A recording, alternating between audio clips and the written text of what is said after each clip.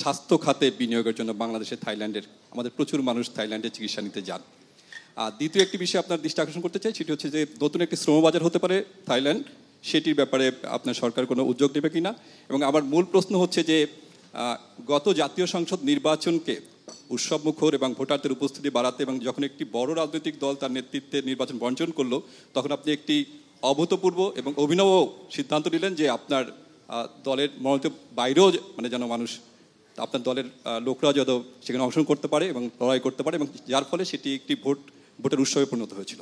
আমার মূল প্রশ্ন হচ্ছে যে আপনি এবার উপজেলা নির্বাচনে একই পদ্ধতি আপনি নিয়েছেন এবং দলের প্রতীক দেননি, এবং সেই সাথে আপনার দলের মন্ত্রী এমপি তাদের স্বজনরা যাতে প্রভাব বিস্তার না করতে পারে, নির্বাচনে অংশ নিতে না পারে, বা তারা এই নির্বাচনকে নিজেদের মতো করে কর্তৃত্ব মানে নির্ধারণ না করতে পারে, সেই জন্য আপনি সিদ্ধান্ত দিয়েছিলেন। কিন্তু প্রথম দফা আপনার ইতিমধ্যে মনের প্রত্যাহার হয়ে গেছে, দ্বিতীয় দফা প্রত্যাহার সম্পন্ন হয়ে গেছে, কিন্তু এই সিদ্ধান্ত দল পর্যায়ে আমরা দেখছি যে অনেকেই মানছেন না, মানে কেউই মানেননি বলা যায়। এক্ষেত্রে আপনার দল কতজন, আপনার কাছে হিসাব আছে কতজন আছে?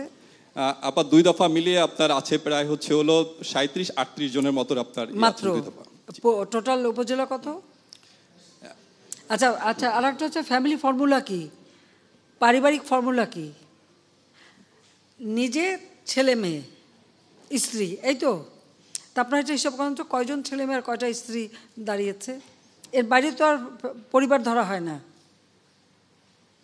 হ্যাঁ, আমি বলেছি এটা কারণ হচ্ছে আমরা চাচ্ছি ইলেকশনটা, আমাদের কথা হচ্ছে ইলেকশনটা প্রভাব মুক্ত যেন হয়, প্রভাব মুক্ত যেন হয়, মানুষ যেন স্বাধীনভাবে ভোটটা দিতে পারে, সেটাই হচ্ছে আমাদের লক্ষ্য। আবার আমাদের আওয়ামী লীগ যেহেতু আমরা করি, আমাদের অনেকে তো পরিবারে অনেকে তো দীর্ঘদিন ধরে একটা জায়গায় তারা আগেই নির্বাচন করে, মানে যিনি এমপি হয়েছেন তার বহু আগে থেকে নির্বাচন করে, কেউ ইউনিয়ন বোর্ডের চেয়ারম্যান বা ইউনিয়ন কাউন্সিল চেয়ারম্যান, কেউ উপজেলা চেয়ারম্যান, সেরকম তাদের তো ট্র্যাডিশনালি আছে। তাদেরকে আমরা মানা করি কি করে? তবে হ্যাঁ, এটা ঠিক যে হয়তো এক জায়গায় বউকে দিল, আরেক জায়গায় ছেলেকে দিল, আর এক জায়গায় এগুলি আসলে ঠিক না। কর্মীদেরও মূল্যায়ন করা উচিত। আমি সেটাই বলতে চেয়েছি আমাদের নেতা কর্মীদেরকে, যে কর্মীদেরও মূল্যায়ন করা উচিত এবং সেখানে সব কিছু নিজেরাই নিয়ে নেব, একটা আর আমার নেতা কর্মীদের জন্য কিছু রাখবো না, এটা তো হয় না। সেই কথাটাই আমি বলতে চেয়েছি। আর যেন বেশি প্রভাব না ফেলে, এবং সবাই দাঁড়িয়েছে, ইলেকশন করছে, এবং এটা লক্ষ্যটা হলো নির্বাচনটা অর্থবহ করা। এখন অনেকগুলি রাজনৈতিক দল নির্বাচন বর্জন করছে, একসময় দেখা গেলো সবাই বর্জন করে কেন? কারণ আসলে নির্বাচন করবার মতো সক্ষমতাই নাই। যে কোনো একটা নির্বাচন, আপনি যদি পার্লামেন্ট ইলেকশন করতে হলে আপনাকে তো পাবলিকের কাছে দেখাতে হবে যে আপনার পরবর্তী নেতৃত্বে কে আসবে, বা প্রধানমন্ত্রী কে হবে, বা নেতা কে হবে। একটা নেতা তো দেখাতে হবে। আপনার কাছে যদি এখন উপযুক্ত নেতা না থাকে, তখন তো আপনাকে একটা ছুতা খুঁজতে হয়। হ্যাঁ, ইলেকশন করলাম না, বিরাট ব্যাপার দেখালাম। বাস্তবতা তো সেইটাই, আমাদের দেশে তো ওইটাই হচ্ছে। এখন একটা সাজাপ্রাপ্ত আসামিকে যদি পাবলিকের কাছে দেখান, পাবলিক তো ওটা নেবে না। পলাতক আসামি তাকে যদি দেখান, পাবলিক তো নেবে না। রাজনীতি করতে গেলে তো ঝুঁকি নিতে হয়। 75 সালের পরে আমাকে দেশে আসতে দেবে না, রেহানার তো পাসপোর্টটাও রিনিউ করে দেয়নি। যেখানে আমার বাবার খুনিরা পুরস্কারপ্রাপ্ত যুদ্ধ অপরাধী, যাদের বিচার শুরু করেছিলেন জাতির পিতা বঙ্গবন্ধু শেখ মুজিব, যারা সাজাপ্রাপ্ত আসামি, তাদেরকে ছেড়ে দিয়ে রাজনীতি করার সুযোগ, তারাই মন্ত্রী, উপদেষ্টা ক্ষমতায়, খুনিরা ক্ষমতায়। ওই অবস্থায় তো আমি দেশে ফিরে এসেছি। হ্যাঁ, আমার জীবন ঝুঁকিপূর্ণ ছিল, বারবার আঘাত এসেছে, কিন্তু আমি বেঁচে গেছি। এটাই হয়তো অনেকের ভালো লাগেনি যে এতবার মারার চেষ্টার পরে বেঁচে গেলাম কেন।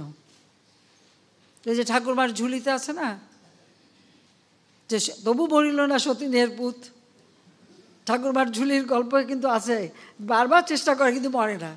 লাল কমল, নীল কমল, কত কাহিনী আছে। তো সেভাবে আমি বারবার, হ্যাঁ, বেঁচেও যাচ্ছি, ইলেকশন জিতে বারবার ক্ষমতায় এসেছি। আর আওয়ামী লীগ ক্ষমতা আসছে বলেই তো আজকে দেশের উন্নতিটা হয়েছে। আওয়ামী লীগ ক্ষমতা আসছে বলেই তো আজকে অন্ততপক্ষে বিশ্বব্যাপী মাথা উঁচু করে দাঁড়াবার বা কথা বলার একটা সুযোগ সৃষ্টি হয়েছে বাঙালিদের। আগে তো তা ছিল না। বাংলাদেশ শুনলেই বলতো ও বন্যা, ঝড়, দুর্ভিক্ষ, গরিব, ভিক্ষুকের জাত, সেটাই তো বলতো। তো সেই দুর্নামটা ঘষাতে পেরেছি কি না, সেটাই হচ্ছে বড় কথা। আর নির্বাচন, ঠিক আছে, আরও অনেক দেশে তো নির্বাচন হচ্ছে, আমরা দেখব, আমরা অবজারভার টিমও দেখি কেমন নির্বাচন হয়। হ্যাঁ, সেখানকার মানুষ কীরকম ভোট দেয় আমরা দেখব। আমরা তো, আমাদের চেষ্টা হচ্ছে আস্তে আস্তে এই প্রক্রিয়াটাকে আরও গণমুখী করা এবং আরও স্বচ্ছ করা। এই প্রথম আমরা আইন করে নির্বাচন কমিশন গঠন করেছি, আগে তো এটা কখনো করেনি। নির্বাচন কমিশন সম্পূর্ণ আর্থিকভাবে নির্ভরশীল ছিল প্রধানমন্ত্রীর দপ্তরে, সেখান থেকেও তাদেরকে মুক্ত করে সম্পূর্ণভাবে তাদেরকে স্বায়ত্তশাসিত করে দিয়েছি, তাদের বাজেটে আলাদা বাজেট দিয়ে দিচ্ছি। প্রত্যেকটা ক্ষেত্রে আমরা কিন্তু এটা নিশ্চিত করতে চাই যে দেশের মানুষ তার ভোটের অধিকার, তার হচ্ছে গণতান্ত্রিক অধিকার, সাংবিধানিক অধিকার, সেই অধিকারটা যেন সে প্রয়োগ করতে পারে। এখন আমরা দেখছি যে কোনো কোনো দল থেকে বলা হচ্ছে কেউ নির্বাচনে যাবেন না, ভোটে যাবে না, মানুষকে মানা করা হয়। তো মানুষ কেন ভোটে যাবে না? ভোট দেওয়া তো তার অধিকার। তার এলাকায় সে কাকে চায় তাকে সে ভোট দেবে। তাদের ভোটের অধিকারে হস্তক্ষেপ কেন করা? এটা ব্যাপারে আপনাদের কথা বলা উচিত। যা হোক, আমার ওটাই ছিল যে নির্বাচনটাকে প্রভাবমুক্ত রেখে একটা সুষ্ঠু অবাধ নিরপেক্ষ নির্বাচন হোক, সেখান থেকে যারাই জিতে আসবে, সেটাই হলো বাস্তবতা। মানুষ যাকে চাইবে সেই আসবে। যেমন আওয়ামী লীগকে চেয়েছে, আওয়ামী লীগ চলে আসছে, ঠিক সেইভাবে যাকে মানুষ চাবে তাকে আসবে, সেটাই আমরা চাচ্ছি।